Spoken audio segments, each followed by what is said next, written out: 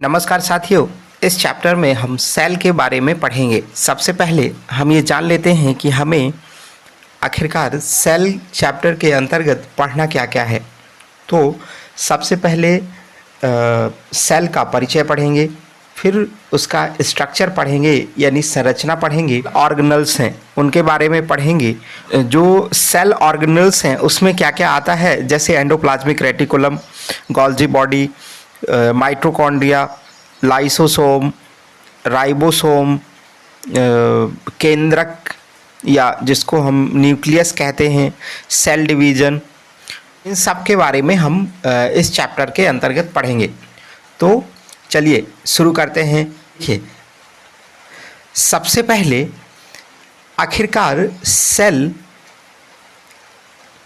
शब्द जो है यह एक अंग्रेजी भाषा का शब्द है और बायोलॉजी में इसका नाम होता है साइटो।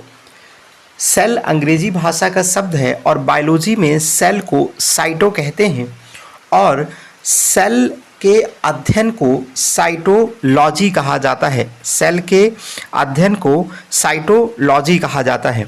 अच्छा, जो सेल है इसके खोज किसने की थी? तो सेल की खोज सबसे पहले रॉबर्ट हुक ने की थी और जीवित कोशिका की खोज सबसे पहले एंटोनी वॉन लीeuwenhoek ने की थी। अच्छा, यहाँ आप देख रहे हैं कि खोज या जनक रॉबर्ट हुक और जीवित कोशिका की खोज एंटोनी वॉन लीeuwenhoek। एक्चुअली में जो रॉबर्ट हुक थे, इन्होंने जिस सेल की खोज की थी वो मरी हुई सेल थी। कौन सी थी भाई? मरी हुई सेल थी जिसकी खोज की थी। अच्छा, अगला जो सेल का सिद्धांत है वो किसने दिया? स्लाइडेन एवं स्वान ने। इन्होंने बताया कि जो संपूर्ण शरीर होता है वह किससे मिलकर के बना होता है? तो उन्होंने बताया कि सेल से मिलकर के बना होता है। अच्छा, दुनिया की सबसे छोटी सेल कौन होती है? तो माइकोप्लाज्मा की। और दुनिया की सबसे बड़ी सेल कौन होती है? तो शुतुरमुर्ग का अंडा। और मानव में सबसे छोटी सेल कौन होती है? तो जो मेल होता है, सबसे छोटी कोशिका जो होती है वो किसकी होती है? माइकोप्लाज्मा की। और सबसे बड़ी कोशिका जो होती है वो शुतुरमुर्ग का अंडा। मानव में जो सबसे छोटी सेल होती है वो मेल में पाए जाने वाला स्पर्म और मानव में सबसे बड़ी सेल जो होती है वो फीमेल में पाए जाने वाला अंडाणु होता है। मानव में सबसे लंबी सेल न्यूरॉन होती है ना। यहाँ चीज़ें हैं जो आपको याद रखना है। पहला, सबसे छोटी, सबसे बड़ी। मानव में सबसे छोटी, मानव में सबसे बड़ी और मानव में सबसे लंबी। याद रखना, सबसे बड़ी और सबसे लंबी में अंतर है। सबसे बड़ी मतलब होता है डायमीटर बड़ा है और सबसे लंबी मतलब उसकी ऊंचाई या लंबाई बड़ी है। मानव में सबसे लंबी जो होती है वो ब्रेन में पाई जाने वाली न्यूरॉन सेल होती है और मानव में जो सबसे बड़ी होती है वो फीमेल में पाया जाने वाला अंडाणु। और मानव में सबसे छोटा मेल का स्पर्म जो होता है वह सबसे छोटा होता है। यहाँ जैसे हमें सेल को समझना है, सेल एक्चुअली में क्या होता है। जिस प्रकार से कोई घर होता है तो घर किससे मिलकर के बना होता है? तो आप कहेंगे कि घर में ईंट होती है, फिर ईंट से मिलकर के दीवार बनती है और दीवार से मिलकर के कमरा और कमरा से मिलकर के घर। यहाँ उसी प्रकार से जो सबसे छोटी फंडामेंटल यूनिट ऑफ लाइफ है वह कोशिका होती है।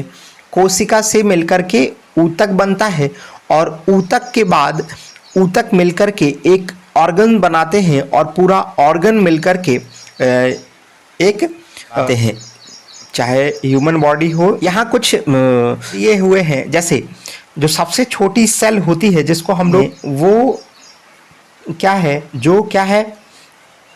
स्पर्म और ये अंडाणु, इसको कहते हैं हम लोग न्यूरॉन सेल। ये क्या है? Neuron cell. और ये लीवर। यहाँ एक बहुत इंपॉर्टेंट फैक्ट लिखा हुआ है कि जो सबसे तेज विभाजन होता है वो कौन सी सेल होती है? तो लीवर की सेल जो होती हैं उनमें सबसे तेज विभाजन होता है। लीवर की सेल में सबसे तेज विभाजन होता है, और जिनमें विभाजन नहीं होता वो ब्रेन की सेल रहती हैं जिनको हम लोग न्यूरॉन सेल कहते हैं। इसलिए आपने देखा होगा कि हम लोग या पुलिस वाले अक्सर कहते हैं कि हेलमेट लगा के जाओ। वो क्या कहते हैं? क्योंकि ब्रेन की जो सेल रहती हैं उनमें यदि डैमेज हो गया तो उनमें विभाजन नहीं होता, और विभाजन नहीं होगा तो उनमें टूट फूट जो होगी, चोट लग जाएगी, तो वो ठीक नहीं होगी। इसलिए पुलिस वाले कहते हैं अक्सर कि हेलमेट पहन करके जाओ। और जो लिवर होता है उसमें सबसे तेज विभाजन होता है, इसलिए अगर लिवर में चोट हो जाती है तो वह जल्दी से विभाजित होकर के और क्या करता है, उस चोट को सही कर देता है। चलो, तो इस चैप्टर में अब हम आगे बढ़ते हैं। क्या जो सेल है वो बनी कैसे होती है? तो देखो, सेल की जो सबसे बाहरी लेयर होती है, सबसे बाहरी लेयर, उसको हम लोग क्या कहते हैं? सेल मेम्ब्रेन या प्लाज्मा मेम्ब्रेन, जिसको कोशिका झिल्ली कहते हैं। कोशिका झिल्ली बने कैसे होती है? प्रोटीन एवं फैट से। प्रोटीन का बना कोशिका के चारों ओर इसी झिल्ली में रहती है। ये कैसी होती है? अति पतली, लचीली, अर्धपारगम्य होती है। यह कोशिका के अंदर और बाहर पदार्थों के आने जाने को नियंत्रित करती है। ध्यान रखना, कोशिका झिल्ली का या प्लाज्मा झिल्ली का क्या काम होता है? यह टेबली मेम्ब्रेन की तरह कार्य करती है, अर्थात सेल के अंदर जाने वाली और सेल से बाहर आने वाली चीज़ों को देखती है, परखती है, और फिर जो सेल के अंदर जाने लायक होता है उसको अंदर जाने देती है, और जो सेल के बाहर आने लायक होता है उसको सेल से बाहर आने देती है। ध्यान रखना, सेल वॉल जो है यह केवल किस में पाई जाती है? सेल वॉल केवल पादप कोशिकाओं में पाई जाती है। किस में पाई जाती है? केवल पादप कोशिकाओं में। सेल वॉल बनी किससे होती है? सेलुलोज से।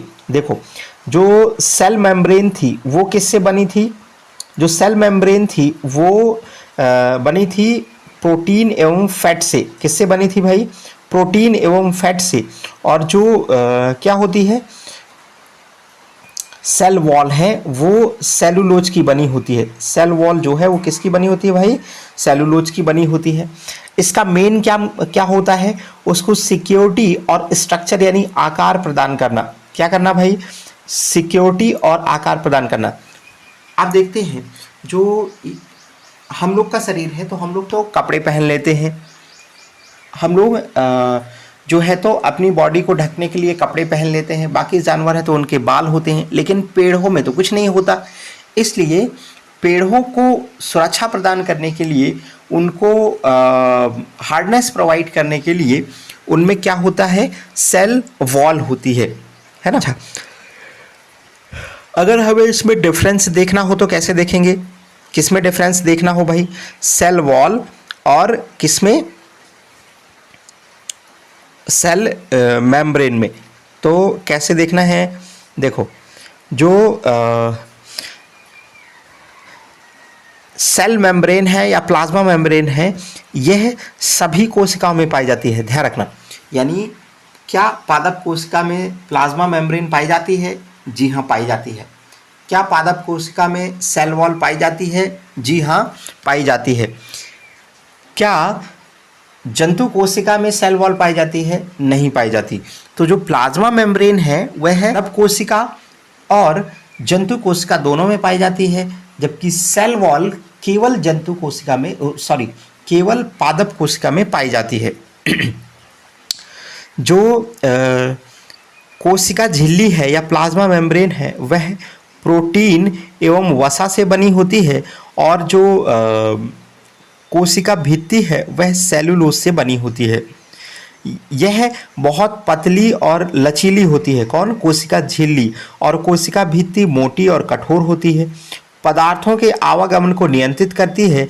यह सुरक्षा और आकार प्रदान करती है। अगले सेल ऑर्गेनल्स में आते हैं, तो अब हम पढ़ेंगे किसके बारे में? माइटोकॉन्ड्रिया के बारे में। किसके बारे में? माइटोकॉन्ड्रिया के बारे में।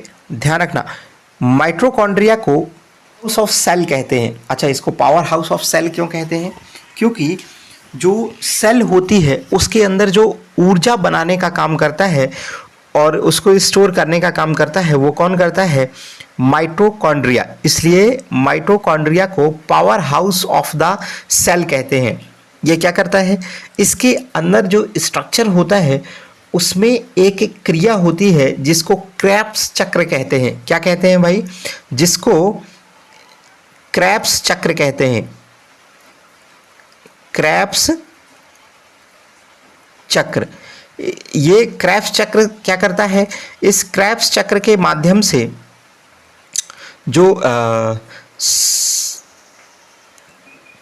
माइटोकॉन्ड्रिया है वह ऊर्जा बनाता है और उसको एटीपी के रूप में संरक्षित करता है और यह एटीपी जो है वह ग्लूकोज के रूप में कन्वर्ट हो जाती है और ऊर्जा प्रदान करती है। तो ध्यान रखना है, जो माइटोकॉन्ड्रिया है वह कोशिका का पावर हाउस कहलाता है। इसके अंदर एक स्ट्रक्चर पाया जाता है ये इस टाइप से, तो इसको हम लोग क्या कहते हैं? कोशिका झिल्ली कहते हैं। इसको क्या कहते हैं भाई? इसको झिल्ली कहते हैं। इसको क्रिस्टी कहते हैं। क्या कहते हैं? इसको क्रिस्टी कहा जाता है। इस स्ट्रक्चर को क्रिस्टी कहा जाता है।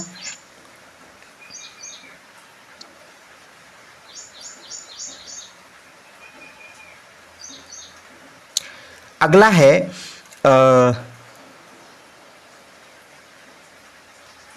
गोल्जी बॉडी या कोशिका, गोल्जी बॉडी या गोल्जी अपरेटस। ध्यान रखना, इसका मुख्य काम होता है क्या?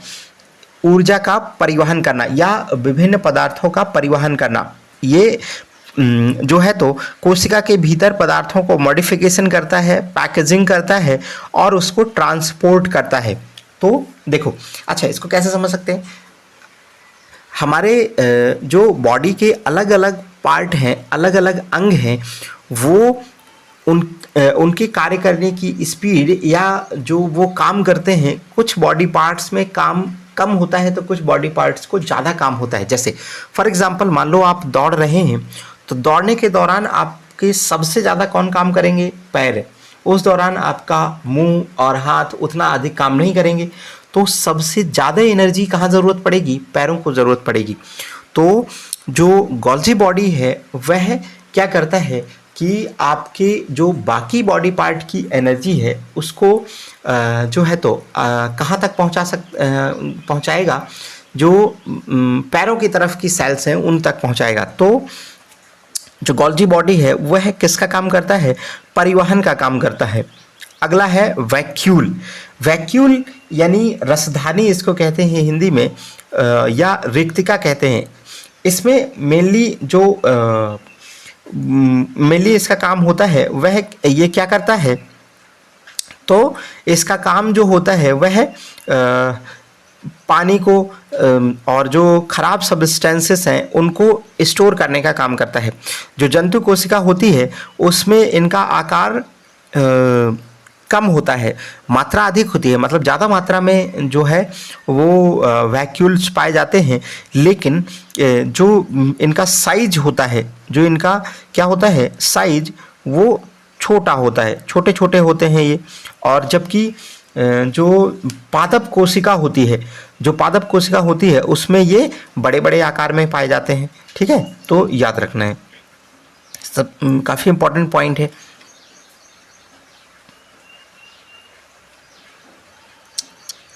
कोशिका जो है, ध्यान रखना, फंडामेंटल यूनिट ऑफ लाइफ है, जो अभी हमने पढ़ा दिया। सभी जीवित प्राणियों में कोशिकाएं पाई जाती हैं। शरीर के विकास, वृद्धि, मरम्मत और प्रजनन में कोशिकाओं की बहुत महत्वपूर्ण भूमिका होती है।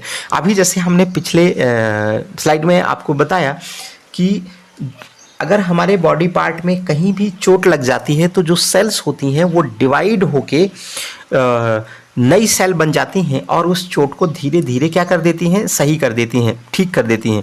तो ध्यान रखना, जो ग्रोथ है और मरम्मत है, टूट फूट है, उसको सही करने के लिए बहुत ज़्यादा महत्वपूर्ण है क्या? सेल और उसके अंदर होने वाला सेल डिवीज़न।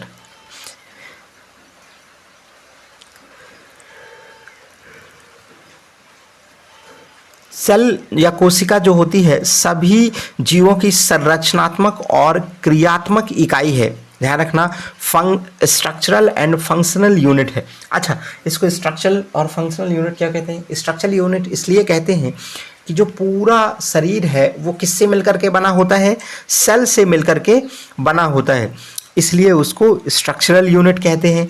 और फंक्शनल यूनिट क्यों कहते हैं?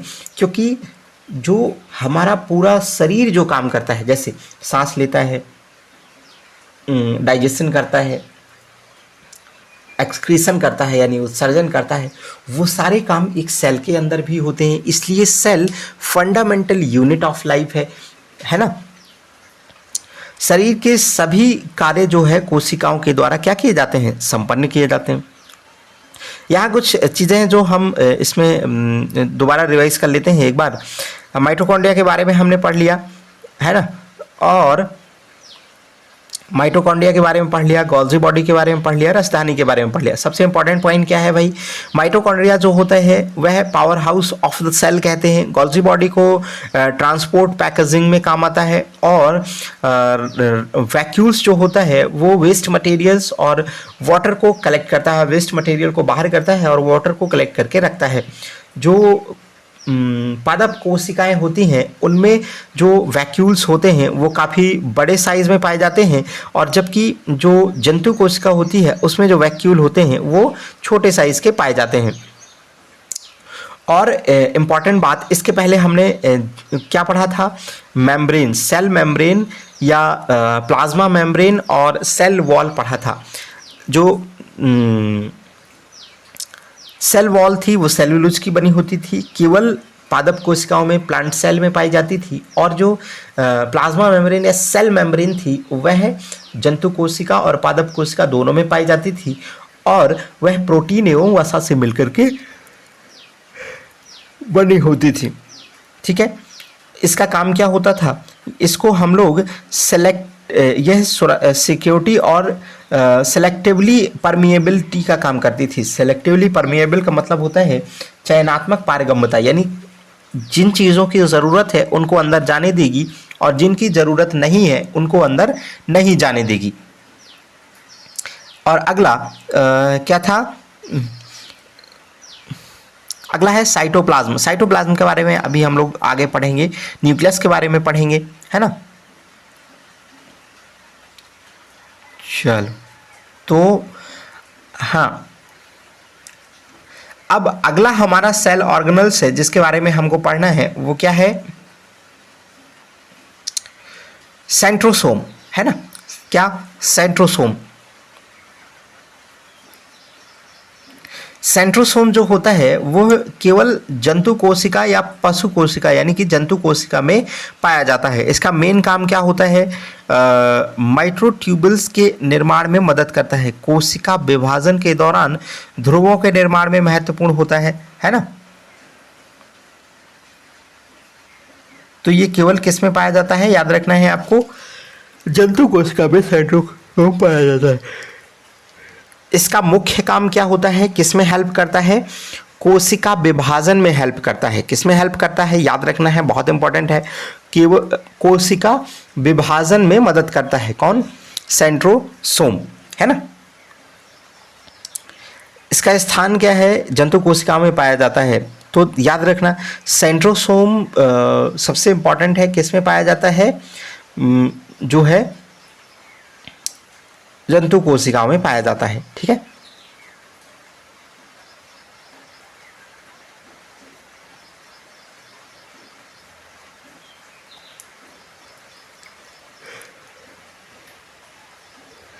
अगला है एंडोप्लाज्मिक रेटिकुलम। अगला क्या है भाई? एंडोप्लाज्मिक रेटिकुलम, जिसके बारे में हमको पढ़ना है। तो एंडोप्लाज्मिक रेटिकुलम को हिंदी में अंतःप्रद्रवी जालिका कहते हैं। यह कोशिका में झिल्ली युक्त नलिकाओं का जाल होता है। फिगर में आप देख सकते हैं, झिल्ली युक्त नलिकाओं का क्या होता है? एक जाल होता है। यह मेनली कितने प्रकार के पाए जाते हैं? तो ये मुख्यतः 2 प्रकार के होते हैं। कितने प्रकार के होते हैं भाई? तो 2 प्रकार के मुख्यतः होते हैं। कौन कौन से? एक को हम लोग स्मूथ ईआर कहते हैं या स्मूथ एंडोप्लाज्मिक रेटिकुलम कहते हैं, और दूसरे को रफ एंडोप्लाज्मिक रेटिकुलम कहते हैं। जो स्मूथ एंडोप्लाज्मिक रेटिकुलम होते हैं यह स्मूथ होते हैं क्योंकि इनमें राइबोसोम नहीं पाया जाता, और जो रफ एंडोप्लाज्मिक रेटिकुलम होते हैं यह स्मूथ नहीं होते हैं या खुरदरे होते हैं क्योंकि इनके ऊपर क्या बैठे होते हैं, राइबोसोम बैठे होते हैं। क्या बैठे होते हैं भाई? राइबोसोम बैठे होते हैं। देखो, अब जो ये स्मूथ एंडोप्लाज्मिक रेटिकुलम होते हैं और रफ एंडोप्लाज्मिक रेटिकुलम होते हैं, इनका मुख्य काम क्या होता है? तो जो स्मूथ एंडोप्लाज्मिक रेटिकुलम होते हैं यह वसा लिपिड का संश्लेषण करते हैं, वसा या लिपिड का संश्लेषण करते हैं, और जो रफ एंडोप्लाज्मिक रेटिकुलम होते हैं वह प्रोटीन का संश्लेषण करते हैं। एक्चुअली में जो रफ एंडोप्लाज्मिक रेटिकुलम है उसके अंदर पाया जाने वाला जो राइबोसोम होता है वह प्रोटीन का संश्लेषण करता है। तो प्रोटीन संश्लेषण का काम कौन करता है? राइबोसोम करता है। कहाँ होता है? एंडोप्लाज्मिक रेटिकुलम में होता है। एंडोप्लाज्मिक रेटिकुलम में भी कहाँ होता है? रफ एंडोप्लाज्मिक रेटिकुलम में होता है। तो ये आपको क्या करना है भाई? याद रखना है। ठीक है।